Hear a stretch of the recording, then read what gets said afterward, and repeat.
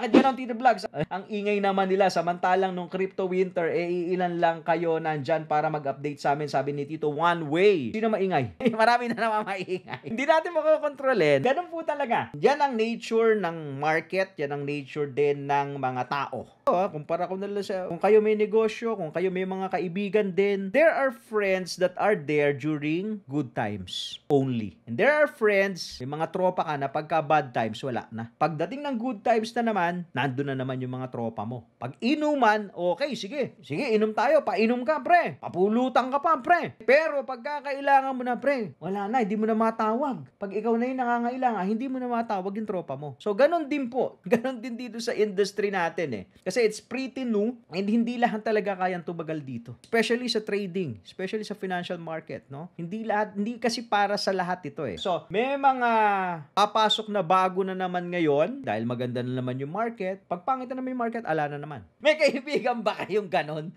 Di ba? Taas ang kamay. May kaibigan kayo pagka maganda lang yung market, ka nandyan, di ba? O pagka good times lang, pagka may 13-month pay ka lang, dun lang po lumalabas eh. Normal po yan, kaya hindi na tayo nagtataka, Tito One Way, ha? Follow for more Tito Moves yun!